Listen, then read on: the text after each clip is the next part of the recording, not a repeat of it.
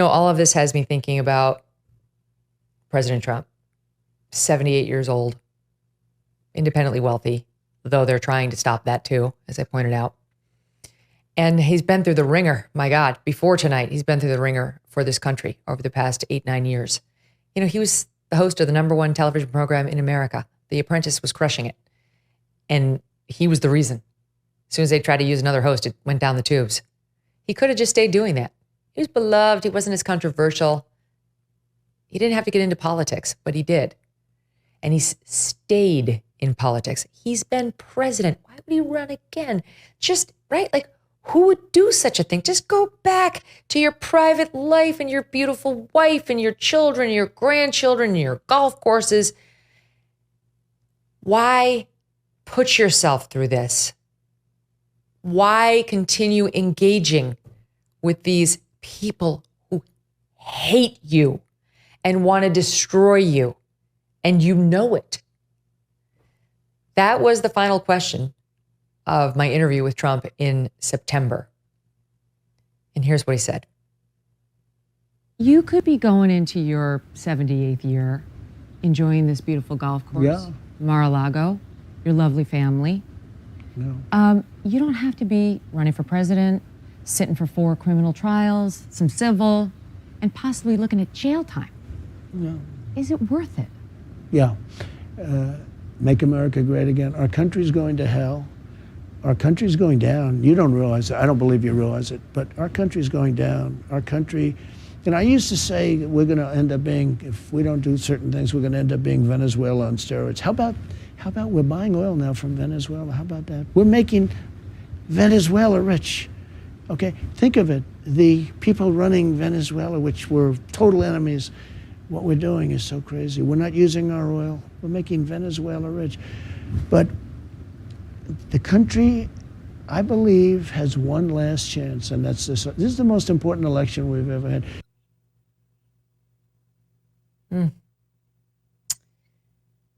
I believe Donald Trump genuinely loves his country, not just himself, as his detractors say. I believe that's why he is running again, despite all of it, all the things that have happened to him. He doesn't deserve what the left has done to him, and he certainly didn't deserve what happened to him today.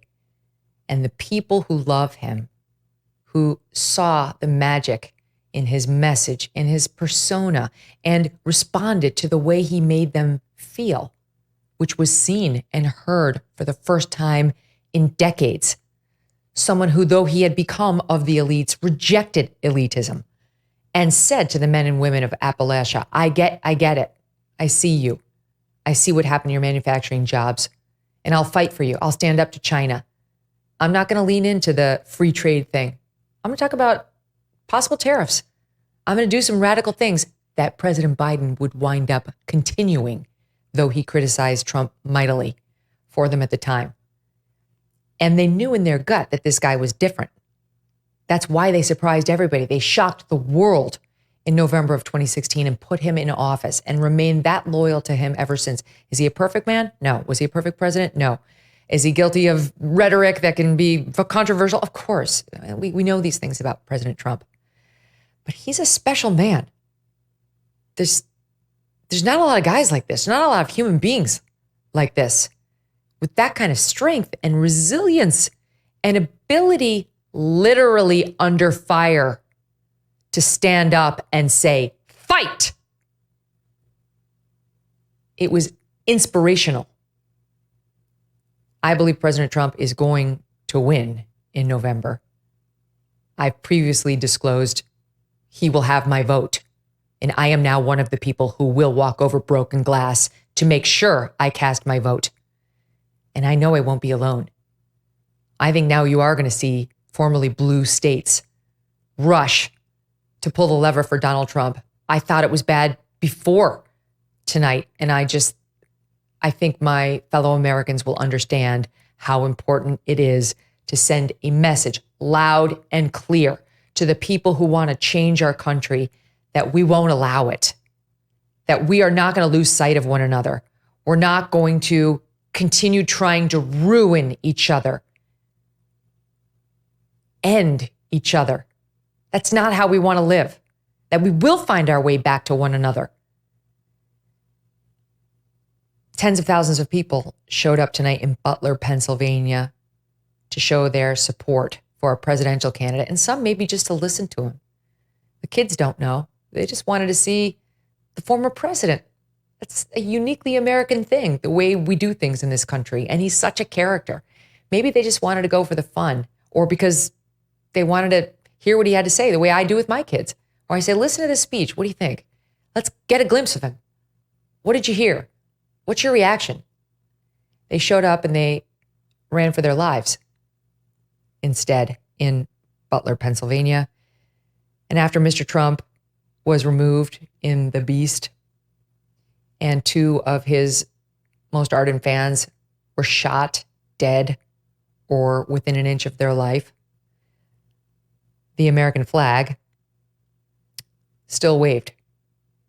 The remnants at the site, bottles and so on, scattered the ground. And yet, much like 9/11, after it was all over, the American flag still waved over a now empty area. That's what it's all about. Our flag was still there. We're still there. We're still with each other. I just said this on July 4th. We are so lucky to have been born in this country. We hit the lottery. Our patriotism must be reignited for America. And yes, our understanding that there's humanity on both sides. The hard partisan loons who have been behind the rhetoric we've discussed tonight do not represent either side. And there is room for a reconnection. But I'll tell you what, President Trump needs to win this election. Period. President Trump needs to win this election. It's not about him anymore. It's about us. And so I hope you'll vote, and I hope you'll vote Republican. And I hope you'll say a prayer for President Trump and his family, and indeed for President Biden and our elected leaders.